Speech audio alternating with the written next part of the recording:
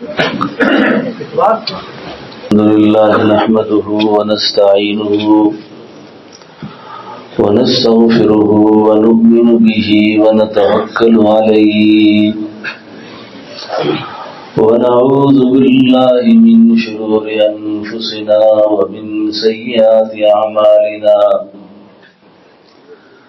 من يهده الله فلا مضل له ومن يضلله فلا هادي له ونشهد أن لا إله إلا الله وحده لا شريك له ونشهد أن سيدنا وسندنا وحبيبنا وشفيعنا محمد صلى الله عليه وعلى آله وأصحابه وبارك وسلم. أعوذ بالله من الشيطان الرجيم. بسم الله الرحمن الرحيم. يا أيها الذين آمنوا قوا أنفسكم وأهليكم نارا وقودها الناس والحجارة عليها ملائكة غلاظ شداد لا يعصون الله ما أمرهم ويفعلون ما يؤمرون. وقال تعالى في مقام آخر رب هب لي من الصالحين فبشرناه بغلام حليم فلما بلغ معه السعي قال يا بني إني أرى في المنام أني أذبحك فانظر ماذا ترى آمنت بالله صدق الله مولانا العظيم. درود شریف پڑھ لیں.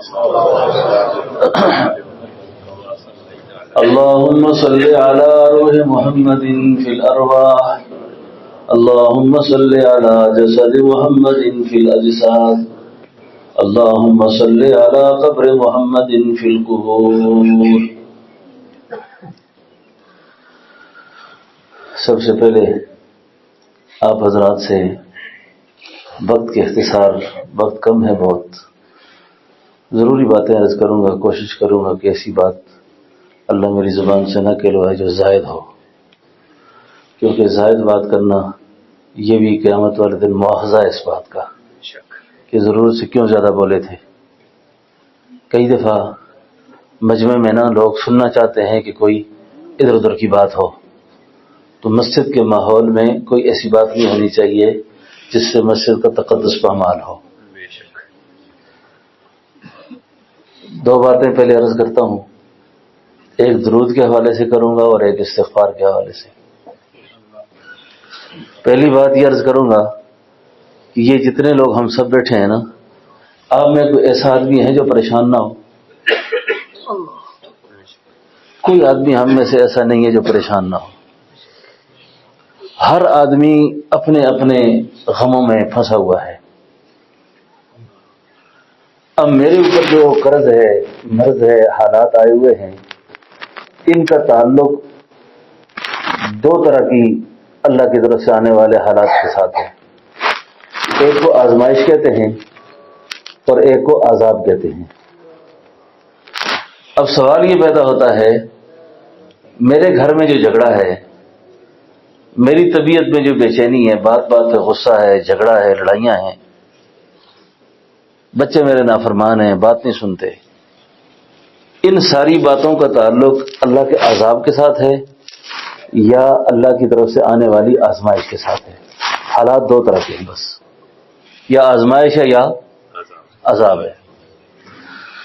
اب مجھے کیسے پتا چلے گا کہ یہ میرے جو لوسر کے میں مسلمان ہیں، یہ جو میرے بھائی بیٹھے ہیں، یہ اس وقت بڑی ذہنی ایک تکلیف میں ہیں، پریشانی میں ہیں، یہ خدا کے غضب کے زیر اثر ہیں یا اللہ کی طرف سے آنے والی آزمائش کے زیر اثر ہیں؟ اب اس کا پتہ کیسے کریں گے؟ تو اس کا پتہ اس طرح ہوگا، اگر کسی بیماری، پریشانی، حالات میں اگر کسی آدمی کی زبان پر گلا ہو، شکوہ ہو، اوے اللہ تو ساڑے نہ کی کیتا، سارے غم اللہ نے ماں دینے سن، ساری پریشانیاں میرے پاس ہی ہیں۔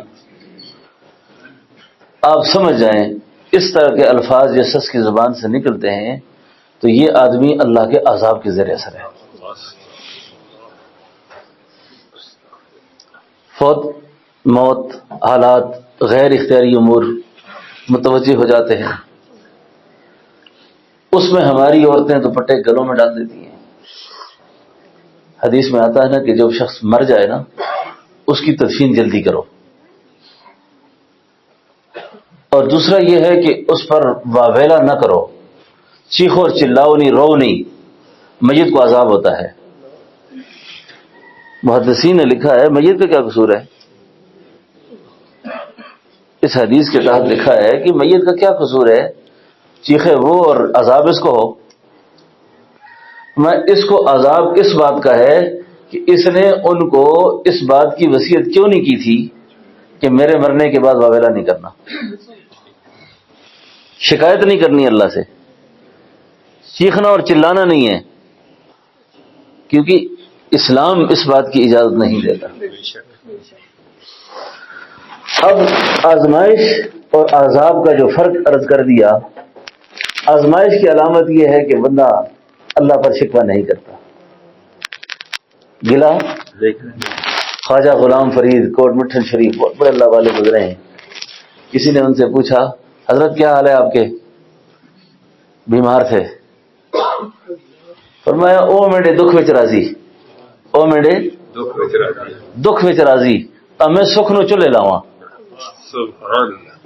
وہ اگر مجھے بیمار کر کے پریشان کر کے خوش ہے میں بھی خوش ہوں۔ لطف سجن دم بدم، فاروق معاویہ کے سامنے طرز لگا کے پڑھنا تو بدذوقی ہے نا۔ لطف سجن دم بدم، کاہے سجن گاہ گاہ، این بھی سجن واہ واہ، اون بھی سجن واہ واہ۔ تو خوش ہے میں خوش ہوں۔ ہائے ہائے، سیدنا ابوبکر کا مقام بیان ہو رہا تھا۔ آپ کو پتہ ہے ان کو مقام صدیقیت کیوں ملا ہے؟ فاروق صاحب کے بڑے اعتماد سے بیان کرنی ہے میری یہ بات، اب صاحب آپ نے بیان کرنی ہے۔ کسی آدمی نے پوچھا کہ نبوت میں اور صدیق میں کیا فرق ہے؟ نبوت میں اور صدیق میں اب سوال نہیں بنتا، یہ نبی نبی ہیں اور صدیق صدیق ہیں، لیکن سوال کرنے والا بھی جس سے کر رہا تھا اس کو پتا ہے میں کیسے پوچھ رہا ہوں۔ تو پھر نصیر الدین صاحب گولڈوی فرمایا کرتے تھے نا، ایویں چول جو بندے کو نہ بندہ سوال کرے اس اندازہ ہوئے رہ بانی گل نہیں سمجھتا تو اس نے گل ہی نہ کرے۔ وہ جدوں گل کرن نا تاہن تو کسی نے سمجھ آئی ہے نہیں آئی ہوا، سارے لوگ چپ، انہیں ہے جولو میں اپنے ذوق ہی سنا کے دیا۔ پھر اس طرح بھی ہوتا ہے نا کئی بار۔ ہاں، صدیق میں اور نبوت میں کیا فرق ہے؟ تو اس عارف نے جواب دیا، آقا کسی حوض پر کھڑے ہوں، آقا کسی تالاب پر کھڑے ہوں اور اس تالاب کے اندر جو اکھ نظر آئے وہ صدیق ہوں۔ جس طرح نبوت کو دیکھا ایسے ہی بن گئے۔ اور یہ آدمی اتنے زیادہ قریب ہے نبوت تھے، گھر کا آدمی ہے نا۔ ایک دن جبریل آئے اور جبریل امین آ کر کہتے ہیں محبوب پیغمبر اللہ صدیق کو سلام دے رہے ہیں، اور ساتھ آج صدیق کو اللہ نے صحت دے دی ہے، صدیق ٹھیک ہو گئے ہیں۔ اب اللہ کے محبوب صدیق اکبر سے پوچھتے ہو صدیق تجھے کیا ہوا تھا کہ آج تیری صحت کی خبر ہمیں آسمانوں سے آئی ہے؟ اب اتنی زیادہ قربت، تو سیدنا صدیق اکبر جواب میں کہتے ہیں میرا محبوب پیغمبر 8 سال ہو گئے دانت میں درد ہے۔ کتنے سال ہو گئے؟ 8 سال ہو گئے۔ فرمایا بتایا کیوں نہیں؟ بتایا کیوں نہیں؟ صدیق اکبر کا جواب سنیں، صدیق اکبر کہنے لگے محبوب پیغمبر یار کا گلہ کیا کرنا، یار کا گلہ کیا کرنا، وہ مجھے تکلیف دے کے خوش ہے میں بھی خوش ہوں۔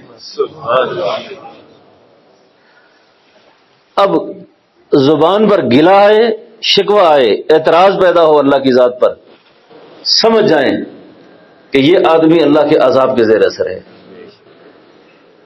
اور زبان پر گلہ نہ ہو، شکوہ نہ ہو، سمجھ جائیں یہ آزمائش ہے، اور آزمائش ایمان کے تقاضوں میں سے ہے۔ آزمائش ایمان کے، کوئی شخص یہ دعا نہ کرے اللہ سے کہ اے میرے اللہ مجھ پر آزمائش نہ آئے، اور آزمائش مانگے بھی نہ، اور یہ بھی نہ کہے کہ آزمائش مجھ پر، کیا کہے یا اللہ ایسی آزمائش آئے جو مجھ پہ گزر جائے اور مجھے پتہ ہی نہ چلے۔ زلزلیاں پکامہ نے نا، ہاں میرے بزرگ مجذوب چچا سے تھے، برہما میں تھے میرے پاس، آج اشفاق صاحب نے دیکھا تھا، وہ زلزلہ بڑا شدید ہوا 2005 میں نا، تو میں نے چاچا سے پوچھا آپ کدھر تھے؟ کہتے جڑیاں پکام آندہ سے اٹھ کے بیٹھ رہنا سے سیر رہنا سے، ماں تو کوئی پتہ بھی نہیں، میں وہ اتنی بڑی ہلچل مچی ہے دنیا میں آپ کو کوئی پتہ بھی نہیں ہے؟ کہتے میں مسجد کی چھت پہ چڑھ گیا تھا، اوپر لیٹا ہوا تھا میں، کوئی مسئلہ نہیں۔ تو میں نے اسی وقت سمجھ گیا کہ یہ وہ ہیں جن پر آزمائش آئی اور ان کو پتہ ہی نہیں ہے، ان کو پتہ ہی نہیں ہے۔ تو اللہ اس بات پر قادر ہیں کہ اللہ سے یہ فریاد کرو میرے اللہ ایسی آزمائش آئے جو مجھ پہ گزر جائے مجھے پتہ نہ چلے۔ بات سمجھ گئے میری؟ اب آزمائشوں سے نکلنے کا طریقہ کیا ہے؟ آزمائش سے نکلنے کا طریقہ یہ ہے کہ جس آدمی کو قرض نہ چھوڑتا ہو، مرض نہ چھوڑتے ہوں، بیوی ہر وقت اوکھی ہوئی جو ہے نا سب کار بڑھو نا، السلام علیکم، او لیٹ خراب ہے، اسماعیل صاحب بلاؤ بجلی ٹھیک کرے، ٹوٹی خراب ہے، بچہ بیمار ہے، کیونکہ عورتوں سمجھ نا یہ پلمبر بھی ہے، الیکٹریشین بھی ہے، ڈاکٹر بھی ہے، سارے کام یہ کرسی اور نا بڑی غصے میں ہوتی ہیں عورتیں آگے سے، بس بزرگ باہر سے غصے میں گئے، لڑائی شروع ہو گئی ان کی، سمجھو نا سر؟ تو گھر جاؤ نا تو گھر جا کے السلام علیکم کہا کرو، شیطان کہتا ہے میرے گھر میں کوئی ایسا نہیں، تسی سارے گرائی بیٹھے دیو نا تو پٹھان نظر نہیں آتا، کوئی پٹھان ہے اس میں کہ کوئی نہیں؟ ہاں میں بھی پٹھان خفا نہ ہو جا۔ تو ایک پٹھان میرے پاس آئے، مجھے کہتا ہے حضرت میرے گھر میں بڑی ٹینشن ہے، بڑی لڑائی ہے۔ میں نے اس کو کہا یار تو گھر جایا کرو نا تو سلام کیا کرو اور یہ وظیفہ پڑھا کرو۔ وہ جب میری بات سن کے باہر آیا نا تو مجھے کہتا ہے پیر صاحب تاسو ٹولے خبریں خدی، آپ کی ساری باتیں اچھی ہیں لیکن خزا کو سلام نہیں کر سکتا۔ وہ زنانی ہے میں سلام کرا قیامت نہ آ جائے، تسی ساری گلاں سونیاں کر دے ہو لیکن ایک گل نہ کریو منڈل، میں گھر ویسا تو زنانی آسا السلام علیکم ایک گل مڑے کاغذاں میں،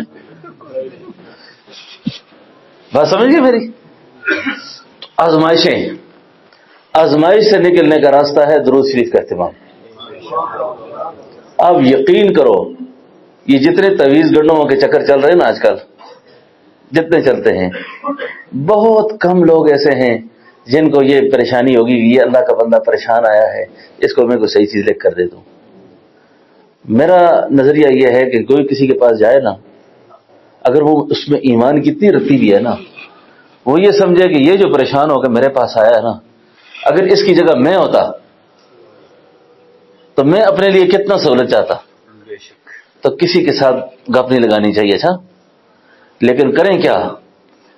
بے نمازی بہت زیادہ ہے، بے حیائی بہت زیادہ ہے، اس سفید ریچھ کو بھی شرم نہیں آتی، رات جب تک یہ موبائل پہ سارے گند نہ دیکھ لے اس کو اطمینان نہیں آتا۔ اتنا بڑا گند دیکھنے کے بعد گھر میں سکون آئے گا کدھر سے؟ ایک بے نماز کی نحوست کہتے ہیں کہ 40 گھروں کو پہنچتی ہے، سارے گھر میں بے نماز پڑے ہوں تو سکون کہاں سے آئے گا؟ اللہ کی حرمت کو پامال کرنے والے لوگ، اللہ کی حرمت کیسے پامال ہوتی ہے؟ یہ جو غیر تصویریں ہم دیکھتے ہیں، یہ کوئی بہنیں بیٹیاں ہیں؟ گناہ کا ادراک اور احساس ہی ختم ہو گیا ہے۔ پہلے کوئی راستے میں چلتے تھے نا، نظر کی حفاظت کر کے چلتے تھے، آج عورتوں میں سینہ تان کے چلتی ہیں۔ ہمیں جگہ مولوی صاحب کو دیکھ لیتی نا، پردہ کر لیتی تھی، ہوں ایسی زنانیاں نئے ہو گئی ہیں، حیران کوئی شرم ہی آئی نہیں ہے، نہ مردوں میں رہا نہ عورتوں میں رہا۔ اور یہ نہ سمجھیں وہ گناہ کر کر کے اس کی غفلت اس قدر دل پر چڑھ چکی ہے، قرآن کہتا ہے کلا بل ران علی قلوبہم ما کانوا یکسبون، اب دل اتنا زنگالود ہے کہ نیکی اور بدی کا تصور ہی ختم ہو گیا ہے۔ بات ختم کرتا ہوں، آزمائش سے نکلنے کے لیے کیا کرنا ہے؟ درود پڑھنا ہے، اور عذاب سے نکلنے کے لیے استغفار پڑھنا ہے۔ اور یہ استغفار استغفر اللہ الذی لا الہ الا هو الحی القیوم واتوب الیہ ندامت کے ساتھ پڑھیں۔ اور عذاب کی علامت یہ ہے، خاوند بیوی سے کہتا ہے وہ کہ جی میری پیڑی تقدیر ہے، تو میرے مقدرہ میں لکھی گئی ہے، خاوند کہے گا میرے ابھی تیرے بغیر کوئی رشتہ نہیں لبدا آیا، وہ تیرے پیچھے کیوں آیا پتہ نہیں۔ یہ اللہ کی غضب کو دعوت دینے والی باتیں ہیں۔ جو شخص مقدرات پر راضی نہیں ہوتا، قسمت پر راضی نہیں ہے، مقدر پر راضی نہیں ہے، اس کی یہ دنیا بھی عذاب ہے اور مرنے کے بعد بھی عذاب ہے اس کو، بے شک، کیونکہ یہ جھوٹا اپنے وعدے میں، اس نے ایمان کہا والقدر خیرہ وشرہ من اللہ تعالی، جب من اللہ تعالی کہہ دیا تو اس کے بعد کوئی بات رہتی ہے؟ تو آزمائش سے نکلنے کا راستہ درود، اور عذاب سے نکلنے کا راستہ استغفار۔ ایک تو موٹی گالی ہوگی، ٹھیک ہے جی۔ قرآن کریم کی آیت مبارکہ قوا انفسکم، بچاؤ اپنے آپ کو، واہلیکم، اور اپنے بچوں کو۔ کس سے بچاؤ؟ آگ سے۔ کون سی آگ؟ وقودها الناس والحجارہ، جس کا ایندھن پتھر ہے، علیہا ملائکۃ غلاظ شداد لا یعصون اللہ ما امرہم ویفعلون ما یؤمرون۔ اس تمام اصل استاد کر دے تند خو پیڑی خو، وہ پیڑی خو ہے یہ رسی، وہ فرشتے جو ہے نا جو مقرر کیے گئے ہیں وہ اتنی سخت گیر ہیں، اتنا سخت مزاج ہے ان کا کہ وہ کوئی بات سننے کو تیار نہیں ہوں گے۔ لا یعصون اللہ ما امرہم ویفعلون ما، اور اپنے آپ میں بچاؤ، اپنے آپ بچانا نہیں، مختصر تشریح کراں۔ اسی آتے ہیں نا جی اجی صاحب دیندار نے جی، قاری صاحب دیندار ہیں جی، مولانا صاحب دیندار ہیں جی، یہ فلانا دیندار ہے۔ دیندار دی کیا تعریف ہے؟ جس دینداری دی بنیاد تے اے شخص اکل بچ سی۔ اصل یہاں دینداری دی تعریف یہ ہے کہ اس آدمی کی داڑھی ہے، بڑا بشر آدمی ہے جی، پاویں وہ فراڈی ہوا ہے، پاویں وہ جھوٹا ہوا ہے، جتنے عیب ہوں اس میں وہ سارے ٹھیک ہیں، ہے جو بشرہ۔ بشرہ کی تعریف یہ ہے اس کے عقائد بھی ٹھیک ہوں، اس کی عبادات بھی ٹھیک ہوں، اس کے معاملات بھی ٹھیک ہوں، اس کے اخلاق بھی ٹھیک ہوں، اس کی معاشرت معیشت سب ٹھیک ہوں، اس کے بعد یہ شخص دیندار ہوگا، یہ بشرہ ہوگا۔ بشرہ یہ سمجھو گل یہ غلط اے چانے اس واسطے قو انفسکم، یہ خود ان صفات کا حامل ہو کہ اللہ کی ذات، صفات، حقوق و اختیارات میں کسی کو شریک۔ اور جو امت میں جو بڑے لوگ گزرے ہیں جنہوں نے عقائد کی باڑ لگائی ہے، جس کو اہل سنت والجماعت کہتے ہیں، یعنی اس باڑ سے بھی یہ باہر نہ ہو، اس کو عقیدہ کہتے ہیں۔ اور اس کے بعد پھر جیسے دعوت تبلیغ میں پہلا کلمہ بیان کرتے ہیں نا، اس کے بعد دوسرا نمبر کیا ہے؟ نماز۔ اب جب تک عقائد ٹھیک نہیں ہوں گے، اللہ کی ذات پر یقین ٹھیک نہیں ہوگا، اس آدمی کی عبادات ٹھیک نہیں ہو سکتی۔ مطلب ایک آدمی کو آپ کہتے ہیں نماز فرض ہے، روزہ فرض ہے، زکوٰۃ فرض ہے، حج فرض ہے، وراثت میں بچیوں کا حقوق دینے، ایک گل بھی دوست نال کر دی اس نے زیادہ کہ نہیں کر دے تو اسی خفا نہ ہو نا۔ میں کوئٹہ میں ایک جگہ بیان کیتا، بیان میں کر رہے ہیں تو امام صاحب یہیں کم دن لگے تھے،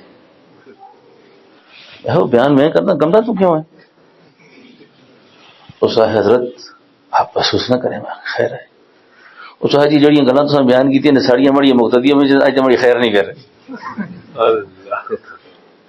جو بیان تسی کر رہے ہو اج تو میرے مقتدی حاصل میں پیراں ساری گل سمجھا کے بٹھایا ہے، آج راتوں تو میرے ماں لگتا ہے ماں کٹ سمجھی تھی جو، تو یہ کوئی محسوس نہ کرے تھا۔ مکمل انسان صرف صحابہ تھے، مکمل لوگ کون ہے؟ صحابہ۔ معیار حق کون ہے؟ صحابہ۔ مثالی مسلمان صرف صحابہ تھے۔ اچھا میں بھی مثالی نہ، تسی بھی مثالی، اس طرح گلاں سن دے آدمی اپنی اصلاح کر دے، اس طرح ہی کارپیٹ کے جنید بغدادی نے کوئی نہیں بنیا نا، ٹھیک ہے نا۔ فضیل ابن عیاض ڈاکو ہے، کون ہے؟ ڈاکو۔ ایک مکان دی چھت پہ چڑھے چوری نیت نال، اگر ایک بچی قرآن پڑھ دی آئی، آئے ہائے، قرآن انقلاب والی کتاب ہے نا، چوری کے لیے چڑھے، ساری زندگی ڈاکے میں گزری ہے، ساری زندگی فضول کاموں میں، ابھی دیوار پھلانگ رہے تھے کہ بچی قرآن کی آیت پڑھ پڑھ کے موج میں پڑھ کے کہہ رہی تھی الم یأن للذین آمنوا ان تخشع قلوبهم لذکر اللہ، پارتیوں مومنا تو وہ ٹائم نہیں آیا جس ویلے اللہ کا قرآن سنیں تو ان دے دل جڑن۔ فضیل ابن عیاض دیوار پہ چڑھے چڑھے کہنے لگے آ گیا وہ ٹائم، آ گیا وہ ٹائم، وہ میرے اللہ آج کے بعد چوری، آج کے بعد ڈاکہ۔ اس وقت میرا روحانیت کی سند مکمل نہیں ہوتی، میری علم تفسیر کی، علم حدیث کی سند مکمل نہیں ہوتی اگر فضیل ابن عیاض کا نام نہ آئے اس میں۔ تو اس واسطے کسی مسلمان پر بدگمانی میں نہیں کرنی چاہیے کہ یہ ایسا تھا اور اب ایسا ہے، ہو سکتا ہے اس نے توبہ کر دی ہو، توبہ دل کا فعل ہے نا، بات سمجھے نا۔ تو پورا دیندار نہیں بنتا آدمی، ایسا آہستہ آہستہ، ٹھیک ہے نا۔ یہ فوری دیندار بننا نا، جیسا دو دیوالی ہوتی ہے نا، آئی بھی گئی جلدی تھے گئی بھی جلدی، ٹھیک ہے نا۔ روزہ لایا کرو، اچھا آہستہ آہستہ تبلیغی بڑے ہو، اچھا کٹھے سنی نا 4 مہینے لاؤ کٹھے، وہ کٹھے گئے نا پھر مڑ کے کٹھے ہی ہو گئے، سو آہستہ آہستہ سمجھو نا، آہستہ آہستہ کم ٹھیک ہوتا ہے، مڑ کے آ کے پہلے سدا بندوبست کرو یار، تو اور 4 مہینے لا کے آیا تھا، آہستہ آہستہ، ٹھیک ہے نا۔ ہاں اللہ اکبر۔ اور میری گلاں اجی ہونی بیان بھی اجی ہوتا ہے، اچھا تسی تنگ تو نہ ہو رہے نا۔ ہاں قو انفسکم، بچاؤ اپنے آپ کو، اے اپنے آپ کو بچانا نہیں گلن، یقین جان سو اپنی اولاد کی وجہ سے بیٹیوں کو وراثت میں محروم کر کے نہ جاؤ، بہنوں کو پھوپھیوں کو محروم کر کے نہ جاؤ، کسی کی واسطے تم نے اگر ایسا کر لیا، یقین جانو اس بار ماڈل ٹاؤن میں ایک خاتون شیخو پورہ میں مربوں کی مالک مجھے فون کیا کہ حضرت میں باپ کی میت پہ گئی تھی، 8 بہنیں اور 1 بھائی، مربع زمینوں کے مالک، 2-4-10 دن رہے تو خاندان کے بڑوں نے کہا یہ بچیاں دور دور سے آئی ہیں، ان کے حصے بکرے جو ہیں ان کو بتاؤ کیا ہیں۔ بھابھی صاحب اور بھائی آئے اندر سے سارے کاغذ لے کر، انہوں نے کہا روٹی کھاؤ تو کس کو، کھانا کھاؤ جاؤ، ابا جی سب کچھ مجھے دے کر گئے ہیں، تمہارا کوئی حصہ نہیں ان زمینوں میں۔ آپ یقین کریں حاجی صاحب، یقین کرو اس خاتون کی بات اب تک میرے کانوں میں ہے۔ میں نے کہا اللہ کی بندی باپ مر گیا معاف کر، اب تو ہے نہیں دنیا میں۔ کہتی حضرت تسی بھی دعا کرو میں بھی دعا کرسا، اللہ میرے باپ کی قبر کو آگ سے بھر دے، کیوں محروم کر کے گیا ہمیں۔ کہتے بچیوں کے دل نرم ہوتے ہیں، بچیوں کے دل، تو شرم نہیں آتی پراؤں کو ایسا منگنی ہے، تو آپ کو شرم نہیں آتی۔ ٹیکسلے کی عدالت میں ایک بوڑھی اماں روتی میرے پاس آئی، کہتے استاد جی میں بڑا غلط فیصلہ کیتا ہے۔ ٹیکسلا کی عدالت میں بھائی لے کر گئے، جج کے سامنے بیان دیا میری بیٹی کوئی نہیں ہے۔ تو میں کہا بیٹیاں کہتے 4 ہیں، 4 بیٹیاں ہیں، جس کی 4 بیٹیاں ہو نا، ایک اللہ والے فرماتے تھے اس کو ایک نسبت رسول اللہ سے اور مل گئی ہے کہ شاہ کونین کی 4 بیٹیاں تھیں، شاہ کونین کی 4 بیٹیاں تھیں، اس کی تو نسبت چمک گئی ہے، قسمت چمک گئی ہے۔ کہتی ہے حضور میں 4 بیٹیوں کو محروم کر کے آ گئی ہوں، پریشان ہاں میں کیوں کی تو یہ کم استاجی نہ کرنا تھے روٹی کی تو کھاوا مارو نہ ماں، مارتے تھے بیٹے۔ آئے ہائے قو انفسکم، اے پہلی گل ہے اولاد واسطے بیوی واسطے اپنی راہ آخر قبر گندی کر کے نہ جاؤ، بالکل اپنا انجام خراب کر کے نہ جاؤ، بالکل۔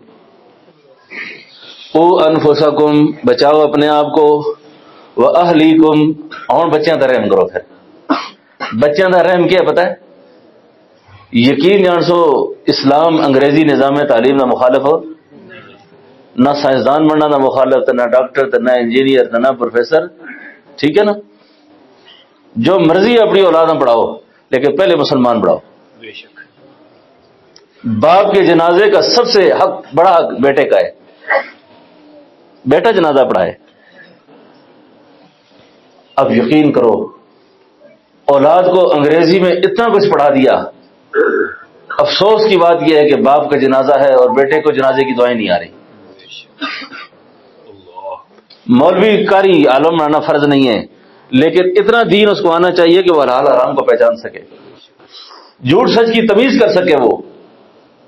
وہ اہلیکم، بچاؤ بچاؤ۔ اور اولادیں جی ہوئے جڑی مغوی مر رہے تو بعد 3 بار سورہ اخلاص بھی نہ پڑھ کے، اس تو بڑے افسوس کی گل ہے، کوئی صدمہ افسوسناک بات ہے یہ۔ اولاد کو اتنا دین سکھاؤ، وَأَهْلِكُمْ نَارًا وَأَهْلِكُمْ نَارًا۔ آپ تو اتنے خوش قسمت لوگ ہیں، یقین جانے۔ یہ قاری امین صاحب میرے پاس بیٹھے ہوئے ہیں، ورنہ میں ان کے غیب میں ذکر کرتا ہوں تو زیادہ اچھا ہوتا، لیکن کسی آدمی کے اندر اللہ نے کوئی کمال رکھا ہو نا، اس قاری صاحب نے اس علاقے کو قرآن سے منور کیا ہے، قرآن سے منور کر دیا، لوگوں کو پتہ ہی نہیں ہے لوگوں کو۔ اللہ تعالیٰ حاجی مکھن صاحب کی مغفرت فرمائے، جب یہ مدرسہ شروع کر رہے تھے میرے پاس آئے، وہ اللہ ان کے درجات بلند کرے۔ ایک دفعہ ہوئی تھے استاد جی یہ جڑی فضائل اعمال کتاب ہے ایک ہے جی کتاب ہے جی، میں ایسا بہت اچھی کتاب ہے، اسے کیا گل ہے؟ وہ قاری صاحب کہنے لگے یہ پتہ نہیں اس میں کچھ ٹھیک نہیں ہے نا، سمجھتے نا بات کو؟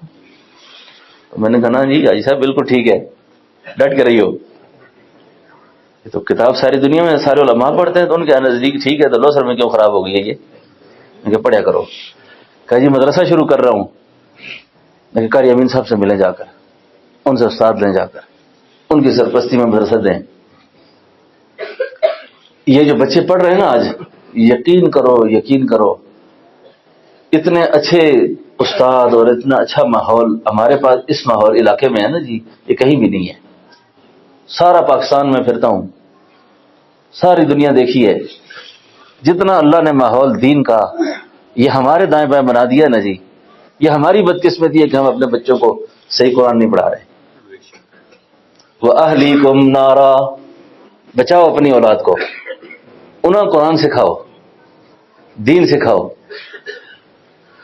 سو یقین کر سو اے سیاستدانہ نے لوگ کہ نن جی اس سورہ اخلاص نہیں آتی، لوگ پھر کیا کر دیں، مذاق کر دیں، اصلاً یہ اصل کی گل نہیں ہے، رونے کی گل ہے۔ ہمارے ملک میں اتنے با اختیار لوگ اتنے بڑی بڑی مناصب پہ پہنچ کے جو ہم پہ حکمرانیاں کرتے ہیں ان کو سورہ اخلاص نہیں آتی، اور اعتراض علماء پر کرتے ہیں، اعتراض اہل دین پر کرتے ہیں۔ اب یقین کرو کہ میرے پاس ایک آدمی آیا، اس آدمی نے آ کے کہا کہ میں نے اپنی ماں کو خواب میں دیکھا ہے، ماں کو، اور پشتو میں مجھے کہتی ہے کہ بیٹے میں آگ میں کھڑی ہوں، آگ میں کھڑی ہوں، میرا کچھ کرو۔ آپ کیا سمجھتے ہیں کہ بیٹا اگر ماں کو آگ میں کھڑے دیکھے؟ تو میں نے اس کو کہا یار تو صدقہ خیرات کرو۔ کہتا غریب ہوں جی، کچھ بھی نہیں ہے پاس۔ میں نے کہا نماز پڑھو سورہ اخلاص پڑھ کے بخشا کرو. یقین جانو اس کو سورہ اخلاص بھی نہیں آتی تھی. سورہ اخلاص بھی یہ تبلیغ والے جب پھرتے ہیں نا بستر اٹھا کے ادھر ادھر, اچھے اچھے لوگ کہتے ہیں نا کیا تکلیف ہے نکمے پھرنے نے, اس واسطے پھرنے نے. یہ عام لوگوں کا مدرسہ تبلیغ. اچھا بڑی آواز پہ ہر آدمی نے داخلہ ہر وقت جاری ہے تاکہ کلمہ نماز ایمان سیکھ کے آ جائے کوئی. میں نے کہا سورہ اخلاص, آپ یقین کریں کہ میں نے سورہ اخلاص اس کو یاد کرائی, بڑی مشکل لگی, اور میں نے کہا یہ وہ سورت مقدسہ ہے جس کے نزول کے وقت 70,000 فرشتے آئے تھے. 70,000 فرشتے, اور 70,000 فرشتے سورت کو اٹھا کے لائے تھے. اور اللہ کے محبوب نے فرمایا جو 3 بار پڑھ کے اس کو اپنے والدین کو بخشتے اللہ ہے قرآن کا ثواب پہنچاتے ہیں. میں نے کہا سورہ اخلاص پڑھا کرو. اب دل ذرا تھامنا ہے تھوڑا اگلی بات پر. جمعے کی نشست پہ وقت بہت کم ہے, لیکن میرا بیان امید ہے آپ کو ایسا پکڑ رہا ہے کہ آپ اٹھنے کے موڈ میں نہیں ابھی, ہاں نا؟ چلتا رہے گل تو سن کر سنیے. جمع بین الصلاتین, 2 نمازاں کٹھیاں, 2 نمازاں تو سنا پڑھا دے. اچھا ہاں پریشان بھی نہ ہو. جمع بین الصلاتین کرتے ہیں نا, سعودی عرب جاؤ نا, بس میں بیٹھو ادھر ہی اعلان کر وہ دونوں کٹھیاں پڑھ سا نا. اصل مسلک بھی نہیں ہے دونوں کٹھیاں. اچھا کوئی انتہائی مجبوری ہوا نہ تے کٹھیاں نہیں پڑے گی نہیں نمازاں. تسی بیٹھو, تسی بیٹھنا تا بٹا سونے گل کی تھی پھر منسا میں بٹا جی تو سارے بیان ہوئے حاضر. بٹ صاحب اسماعیل بٹ صاحب یہ کیا آتے ہیں پین آتے نا بیان لگا رہا ہے. سبحان اللہ. میں پوچھا یار, میں نے پوچھا ان سے ارے یہ جو بات میں کر رہا ہوں نا جی, یقین جانے ہماری اس معاشرے کی, میرے اس لوسر گاؤں کی, ہر جگہ کی اجتماعی بیماری ہے ابھی. میں نے اسے پوچھا یار آپ نے اپنی ماں کو اس حال میں دیکھا ہے؟ ماں باپ کے حالات سے اولاد سے زیادہ کون واقف ہوتا ہے؟ ایسی بات بتاؤ جو تمہاری ماں باپ میں تھی, کم از کم میں نہ کروں اس کو. اس نے آگے سے جو بات کی نا جی, اس نے کہا استاد جی جب تک ماں باپ زندہ تھے نا میرے, 6-7 بابیاں تھیں میرے گھر میں, کسی نے بھی سکھ کا سانس نہیں لیا. کسی نے بھی سکھ کا سانس, ایک پیڑا زیادہ بنا دی, وہ تڑی ماؤ دی تیری پیو دی دادا ہے جاتا. ہاں تو ہیں بڑی بغیرت نسل دی. بیٹیاں بہویں رو کے چپ کر جاتی ہیں. امیر شریعت سید عطا اللہ شاہ جی فرمایا کرتے تھے اور ان بہوؤں کو ادب کرو, ان بیٹیوں کا احترام کرو. جب یہ آٹا گوندتی ہے نا, اس آٹے میں ان کے آنسو شامل ہوتے ہیں. یہ ایجاب و قبول کے 2 بول سن کر ایک اجنبی آدمی کے ساتھ اٹھ کے آ جاتی ہیں, تمہاری عزتوں کا خیال کرتی ہیں. اور ظالموں نے گالیاں نہ دیا کرو, گالیاں نہ دیا کرو. پتیاں گالیاں کرنے جو گونیاں, اس بڑا کمینہ آدمی ہوتا ہے. رسول اللہ صلی اللہ علیہ وسلم تو بیٹی کے احترام میں بچ گئے تھے. سیدہ فاطمہ تو زہرا آئی, حضور اٹھ کے کھڑے ہوئے, بیٹی کو جگہ دی. آج تربیت ہم کرتے نہیں ہیں, اولاد کی تربیت کا ماحول ہے نہیں ہے. بڑے فخر سے کہتے ہیں. ایک آدمی مجھے کہتا ہے پیر صاحب میں نے تو اللہ سے بڑے فضل ہے کہ کیا ہو خیر ہے, نہ پتر نہ تی نہ زنانی نہ بیوی نہ بچہ, میرے سامنے بیٹھ ہی کوئی نہیں سکنا, گالی کوئی نہیں کر سکنا. میں نے اس کو تو نہیں کہا لیکن دل میں کہا ابا صاحب تو انسان نہ پتر ہے, کوئی تو انسان ہے جب تیرے ساتھ بات ہی کوئی نہیں کر سکتا, تم کیسے آدمی ہو؟ اللہ کے محبوب تو ان کے اخلاق تو ایسے تھے. آپ جب یتیم کو کندھے پہ اٹھاتے نا, یتیم کو اٹھایا, عید والا دن تھا, یقین جانے کتابوں میں لکھا ہے کہ مدینہ کے یتیم کہہ رہے تھے کاش آج ہم یتیم ہوتے, کاش آج ہم یتیم ہوتے. کہ نبوت کے کندھوں پہ ہم سوار ہو گئے. یہ جو شاعر کہتا ہے نا، یتیموں اور ضعیفوں کو پناہیں مل گئیں آخر، حضور آئے تو ذروں کو نگاہیں مل گئیں آخر، بجھے چہروں کا زنگ اترا ستے چہروں پہ نور آیا، حضور آئے تو انسانوں کو جینے کا شعور آیا. یہ اخلاق تھے. تسی تبلیغ تے بھی زور رکھو، حج عمرے تے بھی زور رکھو، سارے کام کرو، اخلاق ٹھیک نہیں ہے نجات نہیں ہے بالکل. کردار ٹھیک نہیں ہے نجات نہیں ہے بالکل. معاملات ٹھیک نہیں ہے نجات نہیں ہے بالکل. قو انفسکم، بچاؤ اپنے آپ کو. اپنی عادات بھی ٹھیک کریں، اپنے بچوں کی بھی. اب اولاد نافرمان ہو رہی ہے، غم نہیں اس کا. علماء نے لکھا ہے جس طرح یہ آگ جل رہی ہو نا، ہیٹر جل رہا ہو، اس ہیٹر کے پاس شیر خوار بچے کو چھوڑ کر کوئی ماں سو سکتی ہے؟ اتنے حد تک بچانے کی کوشش کرو. اور آپ یہ اللہ والے آپ نے بہت دیکھے ہیں، اس لوسر شہر کے اندر بڑے بڑے علماء آئے گئے ہیں. قرآن کریم میں اللہ تعالیٰ دو طرح کے دلائل کا ذکر کرتے ہیں، ایک کو دلائل عقلیہ کہتے ہیں اور ایک کو دلائل نقلیہ کہتے ہیں. جب گزشتہ نبیوں کے قصے اللہ بیان کرتے ہیں نا، اس کو نقلیہ کہتے ہیں. اور جو اللہ تعالیٰ جیسے اپنی مظاہر قدرت کا ذکر کر کے کہتے ہیں نا جی اللہ لا الہ الا هو الحی القیوم، میں ایسے فتح میرے اندر ایسے میں تفصیل دی گل ہے. اب ابراہیم علیہ السلام اور اسماعیل علیہ السلام کا جو ذکر کیا نا اللہ نے، اب اس باپ بیٹے کا جو آپس میں طرز عمل ہے، امام بخاری رحمۃ اللہ علیہ فرماتے ہیں جب سمجھو اولاد نافرمان ہو گئی ہے نا، اولاد سے حکم میں بات نہ کرو. حکمن بات اوے ہنج کرو، اس طرح کرو. خدا نہ خواستہ اگر اس جوان بیٹے نے باپ کی بات کو نہیں مانا نا، یہ نافرمانی کا گناہ اتنا زیادہ ہے، اتنا زیادہ ہے کہ جو شخص اپنے ماں باپ کو ستائے گا اس کو خاتمہ ایمان پہ نہیں ہوگا. جس سے ماں باپ پریشان ہے نا، ماں باپ، اللہ اللہ، اللہ نے اپنے شرک حدود کا ذکر کر کے دوسرے بڑے گناہ کا جو ذکر کیا ہے نا، وَقَضَىٰ رَبُّكَ أَلَّا تَعْبُدُوا إِلَّا إِيَّاهُ وَبِالْوَالِدَيْنِ إِحْسَانًا. احسان کی ایک تعریف بھی فرمائی ہے مفسرین نے کہ جب آپ بیمار ہو جاؤ تو اپنی بیماری کو بھی اپنے والدین پہ ظاہر نہ کرو، کہیں تمہارے دکھ سے وہ دکھی نہ ہو جائیں، تمہارے غم سے غمگین نہ ہو جائیں وہ. یہ تو اولاد بدبخت ہے، اس کو پتہ نہیں ہے کہ میرا باپ کتنا جلا ہے مجھ پر.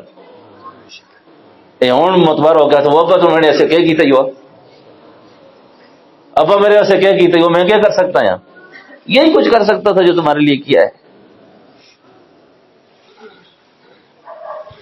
اب پیغمبر، باپ بھی پیغمبر، بیٹا بھی پیغمبر، اولاد نہیں ہے.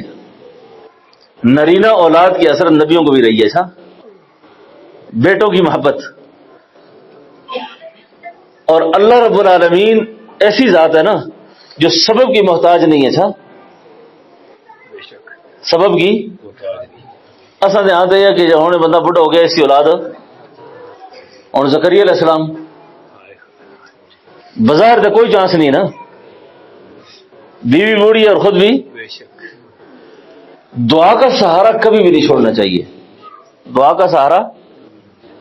اور پیغمبر ایک گل سمجھ رہے ہیں، یہ بات سمجھ رہے ہیں کہ بھئی اولاد کے چانس نہیں ہے، لیکن دینے والا کون ہے؟ مانگ بیٹھے اللہ سے. اللہ نے فرمایا یا زکریا یا انا نبشرک بغلام، کس طرح کی اسمہ یحییٰ.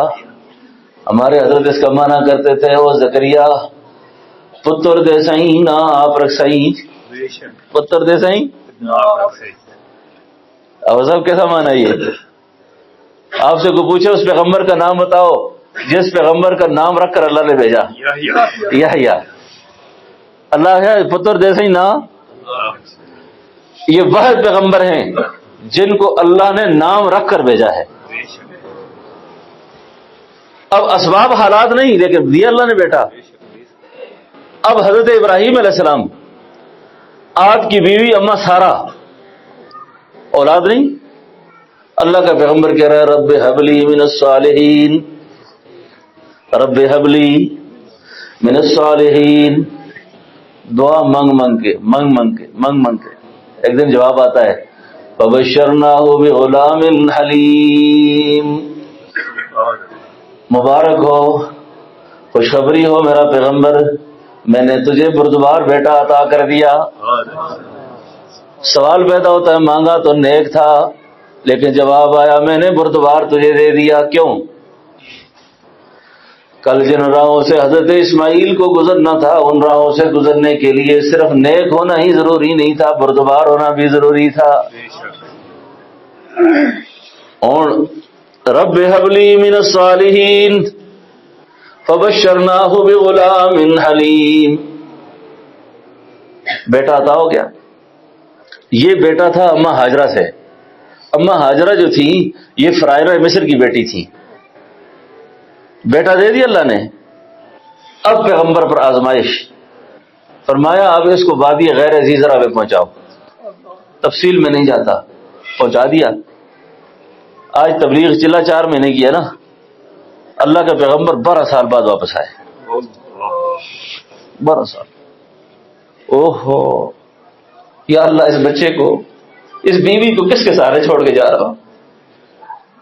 ویرانہ ہے، جنگل ہے، زندگی کا کوئی نقشہ اور آثار نہیں ہے۔ یا اللہ کس کے سہارے چھوڑوں؟ اور جاؤ تبلیغ کرو میری، نکلو ادھر سے۔ چلے گئے۔ 12 سال کے بعد واپسی ہوتی ہے، اور جب واپسی ہوتی ہے تو قرآن کہتا ہے فلما بلغ معه السعی، جب دوڑنے کی عمر کو پہنچ گئے۔ اب دوڑتا بچہ کتنا پیارا ہے۔ دروازے پہ دستک دینے لگے۔ حضرت اسماعیل باہر آتے ہیں۔ کون ہے آپ؟ اماں ہاجرہ نے ساری گل بات سن دی ہے نا، آتی ہے نا، او اسماعیل اے تیرے ابے حضرت ابراہیم ہے نا، اندر آنے دے۔ اندر آ گئے۔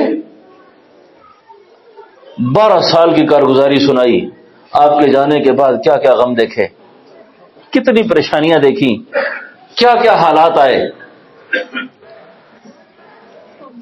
12 سال کی کارگزاری۔ اللہ اکبر، بچے دیکھ کے بڑے خوش۔ ماں باپ کی تھکاوٹ دور ہو جاتی ہے اولاد کو دیکھ کر، لیکن اولاد نافرمان ہو جائے نا، یقین جان سے ایک آدمی ہے جی حضرت دعا کرو خدا منے پترے ہمارا ہے، یہ مر جاتا تو مجھے افسوس نہ ہوتا۔ میرے سامنے جو ایسی حرکتیں کرتا ہے نا، میں بہت پریشان ہوتا ہوں اس سے۔ تفصیل کا ٹائم نہیں ہے۔ رات گزاری، صبح ہوئی، پیغمبر کے خواب وہی ہوا کرتے ہیں، پیغمبر کے خواب وہی ہوا کرتے ہیں۔ صبح ہوئی، خواب دیکھا ہے۔ یہ خواب دیکھی نہیں ہوتی، اچھا خواب یہ مذکر سمائی ہے، خواب دیکھا ہے۔ لوگ آتے ہیں خواب دیکھیے جی، دیکھی نہیں ہوتی، اچھا خواب دیکھا ہے، خواب دیکھا ہے۔ اب گفتگو ہو رہی ہے باپ بیٹے کی۔ یہ میں تربیت پر بات تھوڑی کرنے کا مضمون بنا رہا تھا۔ گفتگو ابا صاحب کمال کی ہے۔ ایک عالم نے لکھا ہے اصل قربانی تو یہ گفتگو تھی، اصل قربانی وہ کوئی مذاق تو نہیں ہو، کیسی گفتگو ہو رہی ہے؟ گفتگو ہو رہی ہے یا بنیا، اولاد جتنے نافرمان ہو نا، اللہ والوں نے لکھا ہے کہ سمجھو کہ بچہ گڑبڑ کر رہا ہے تو اس کے ساتھ اس کا نام نہ لیا کرو، اس کو کہا کرو میرے بچہ اجی لاکا صاحب، او میرے بیٹے۔ اس بیٹا کہنے میں بڑی اپنائیت ہے، کیونکہ یہ اسلوب اللہ نے پیغمبر کو سکھایا کہ گفتگو کرنی کیسی ہے۔ اب سخت آدمی کے ساتھ لہجہ نرم رکھیں، بات کریں۔ اب بیٹے کو پیغمبر کیا کہہ رہے ہیں؟ یا بنیا، سیدھی بات کر رہے تھے، کر سکتے تھے اسماعیل نہ، اے میرے بیٹے، اے میرے بیٹے۔ آئے ہائے، بیٹا بھی پھر اللہ کا پیغمبر تھا آگے سے۔ بیٹا کیا کہتے؟ یا بنیا انی ارا فی المنام انی اذبحک فانظر، اوے بیٹے میں نے خواب دیکھا ہے کہ میں تجھے اللہ کے نام پر ذبح کرتا ہوں، فانظر ماذا تری، اس کا معنی یہ ہے وہ میرا پیغمبر بیٹا تیری رائے کیا ہے اس میں؟ تیری اگر پیغمبر حکم کر دیتے، یہاں پر بات کیا کرتے؟ حکم کر دیتے۔ بیٹا کہتا با جی پہلے تو اتنی مندا منوتیاں بات منگیا میں اللہ کو اتنی دعاؤں سے مانگا ہوا ہوں، اب میں چلنے کے قابل ہوا. آپ پہلے تو 12 سال باہر رہے، رات گھر پہنچے آج صبح ذبح کرنے کو تیار ہو گئے ہیں. دیکھو اللہ کا پیغمبر گفتگو کیسے کی، فانظر ماذا ترى، تیری رائے کیا ہے اس میں؟ مطلب یہ ہے کہ اگر یہ انکار کر لے تو کم از کم باپ کی نافرمانی کی سزا تو نہ ملے نا اس کو. فانظر ماذا ترى، اور میرے بیٹے اس میں تیری تجویز کیا ہے، تیرا مشورہ کیا ہے؟